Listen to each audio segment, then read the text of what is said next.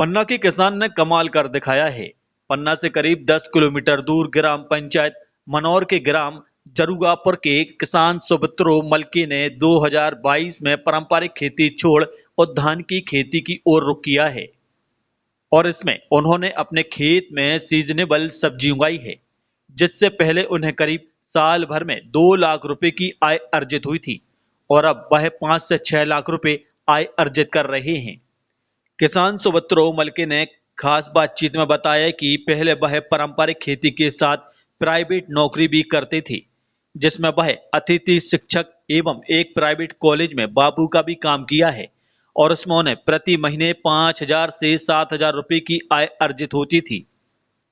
फिर उन्हें प्रधानमंत्री सूक्ष्म सिंचाई परियोजना से आर्थिक सहायता मिली, जिसमें उन्हें 1,42,000 रुपए का लोन प्राप्त हुआ, जिसमें उन्हें 70,000 की सब्सिडी प्राप्त हुई, जिसे उन्होंने अपने 5 एकड़ में खेती के सीजनेबल सब्जी उगाना चालू किया और उद्यानिकी की तकनीक से करीब 3 गुना आय अर्जित कर रहे हैं।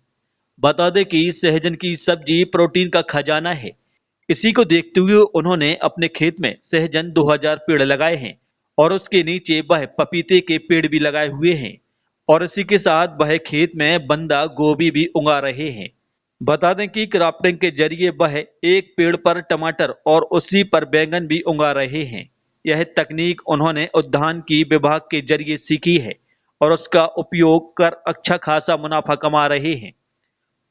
उन्होंने बताया कि पहले वह प्राइवेट नौकरी कर किसी के यहाँ काम करते थे, अब वह अपने 5 एकड़ खेत में ही पूरा दिन काम करते हुए निकाल देते हैं और अच्छी आय अर्जित कर रहे हैं। और अब वह करीब 4 मजदूरों को रोजगार भी दे रहे हैं, जो प्रतिदिन उनके खेत में काम करते हैं, जिससे उनका काम धंधा बहुत अच्छा चल रहा है। और वह उन्होंने बताया कि वह चाहते हैं कि लोग उनके आइडिया को देखें और सीखें, क्योंकि पारंपरिक खेती छोड़कर सीजनेबल सब्जी से अच्छा मुनाफा हो सकता है। यही उन्होंने करके दिखाया है। पहले परंपरागत खेती होती रही तो उसमें क्या है प्रॉफिट लागत ज़्यादा लगती रही और प्रॉफिट कम रहा, और उसके लिए हमें सबसे मुख्य बात है तो ये रही कि 3 महीने 6 महीने हमें तके रहना पड़ता रहा फसलों पैसे के लिए। जैसे क्योंकि धान या गेहूं की जो भी रुपाई हम करते रहें तो पहले किया, उसको जब तक पकेंगे उसे पूरा तैयार होकर बाद उसका हम उपार्जन करेंगे, इसके बाद ही हमें पैसे आते रहें। और जो धान की फसल है इसमें एक तो क्या है लगभग पर डे इनकम होती है, दूसरा इसमें क्या है जो लागत भी कम हुई है। जो हम जैविक खेती कर रहे हैं वो लागत कम के साथ साथ उत्पादन में बहुत अधिक हुआ है। उस समय हम देखा जाए तो लगभग हमारे साल का जो इनकम रहा 1.5 से 2 लाख रुपए शुद्ध लाभ रहा। और अभी जो हम जैविक खेती कर रहे हैं और ये संरक्षित खेती कर रहे हैं ड्रिप मल्चिंग के द्वारा, तो इसमें लगभग 4 से 5 लाख रुपए लाभ हो रहा। इसके अलावा क्या होता है, जैसे कहना चाहिए कि जैसे दूसरे कहाँ प्राइवेट जॉब करना या नौकरी करना 5 से 7 हज़ार रुपये मिलता रहा, अभी जब बाद में बात हो रही थी तो कुछ ही सैलरी बढ़ी है तो ज़्यादा 10 हज़ार, अभी ऐसे हो जाता कि हमारे महीने में ही कहना चाहिए 50-60 हज़ार इनकम है।